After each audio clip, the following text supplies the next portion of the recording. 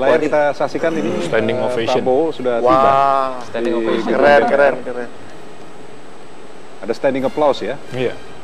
Standing ovation dan applause untuk kehadiran Prabowo. Jarang-jarangnya kita ngeliat kayak gini. Jarang-jarang kita lihat. Merinding. Mudah-mudahan jadi contoh setelah ini. Dan ini makna revolusi mental ya, dalam arti yang sangat Ya, sederhana. Bahkan benar ketika lawan politik bisa mengubah sikap yang keras, kalau kita lihat dari sikap tanggal 9 Juli, 22 Juli, berkelanjutan orang mengatakan masih ada pertarungan, dan kemudian berujung pada simbolisasi bahasa tubuh memberi hormat, mendukung pemerintahan Jokowi JK, dan hari ini dikonkretkan dengan kedatangan. Ini pengakuan formal dan informal yang menurut saya efeknya luar biasa secara psikologis ke masyarakat. Iya. Ya. Jadi saat ini kita lihat di gedung DPR MPR sudah ramai dan Prabowo sudah tiba. Merinding. Kita lihat ada standing ovation untuk kehadiran dari Prabowo, dan juga Koalisi Merah Putih juga sudah hadir, termasuk Ketua Umum Golkar Abu Rizal Bakri. Jadi disinilah ya dimulai revolusi mental Seger ya. banget, Ini ya. seger banget. Seger ini.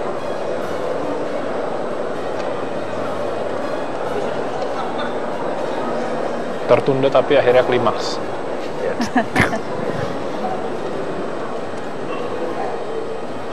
Ya, dan ini suasana di luar ruang rapat paripurna 1, banyak sekali media yang masih menanti kedatangan dari para tamu untuk mengikuti sidang pelantikan. Ya, ini ada Ibas. Kita lihat sudah hadir. Kenapa, Riz? Kenapa? Kenapa Mas Yoris? Ya, Yoris mau langsung komentar tadi. menunjuk Mas Rene. Kenapa? Ada apa Rene? Kenapa? Enggak. Saya lihat anak muda ikut politik, keren. Bagus. Oke, jadi satu pertanyaan nih untuk Bung Toto. Kalau misalnya, jadi sebegitu penting dampaknya pertemuan singkat hari Jumat itu. Kalau misalnya pertemuan itu tidak terjadi, yang kita saksikan ini apakah tidak akan terjadi juga? Ya, kita lihat bagaimana ada hal-hal teknis yang berubah. Misalnya sampai tadinya mengatakan sedang di luar negeri, tidak akan hadir, sekarang akan hadir. Akan ada efek berkelanjutan gitu. Dan kita berharap bukan hanya pada simbolisasi ya kehadiran, tapi bagaimana kita melihat ada kecairan suasana. Artinya begini, kita tidak kemudian berharap bahwa semua harus satu suara, karena DPR memang tidak boleh menjadi pemberi stempel belaka. Tetapi bagaimana misalnya Koalisi Merah Putih ke depan dalam beroposisi, dalam berdialektika itu mengedepankan politik akal sehat, bukan politik balas dendam, bukan politik yang masih jegal-menjegal karena kecewaan pasca Pilpres. Kalau itu terjadi, undang-undang apapun yang ditolak, katakanlah misalnya, anggaran yang misalnya diperdebatkan, selama dengan politik akal sehat itu akan kita dukung juga begitu, karena disitulah makna check and balances dalam arti yang sebenarnya, bukan yang seperti kemarin kita lihat mengejar 3-0, 2-0 sampai 5-0 gitu misalnya.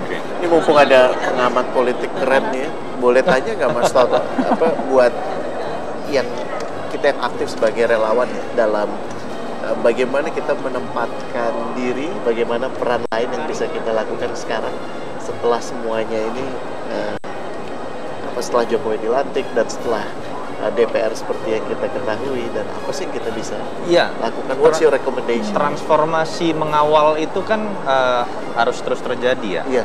Wajahnya akan berbeda. Mengawal menuju kemenangan, mengawal mempertahankan kemenangan, dan mengawal pemerintahan. Per hari ini kita akan mengawal pemerintahan, dan ciri khas dari relawan yang menurut saya tulus, relawan yang ikhlas itu adalah berani melakukan kritik ke dalam. Karena penyakit utama dalam kepemimpinan di Indonesia, terutama di level politik, adalah anti kritik asal bapak senang yang sering kita dengar. Nah, memang ini juga harus dijemput bolanya oleh Pak Jokowi ketika ada transparansi. Contoh, bagaimana teman-teman relawan pendukung Jokowi ingin mengawal dan mengkritisi kalau kemudian indikator-indikator kerja dari kabinet misalnya itu tidak pernah dibuka di awal, atau misalnya per 6 bulan kah, per 3 bulan kah, kita kan tahu misalnya ada UKP 4 yang mengawasi kabinet. Bagaimana kemudian misalnya UKP 4 yang selama ini tertutup hanya memberikan laporan pada presiden, minimal indikator-indikator kerja, bahkan kalau perlu raport-raport kabinet itu kemudian bisa dibuka, sehingga kemudian teman-teman relawan yang ingin mengkritisi, termasuk pihak oposan yang ingin mengkritisi, itu jelas indikatornya, dan masyarakat bisa menilai mana kritik yang destruktif, mana kritik yang konstruktif. Itu menurut saya yang bisa jadi jalan tengah sehingga relawan bisa terus bekerja juga bukan secara emosional tapi secara rasional. Nuhun. Baik, mungkin sisa waktu masih ada 25 menit menuju ke mulainya ya sidang pelantikan, dan kita harus jeda dulu, kami masih akan kembali sesaat lagi.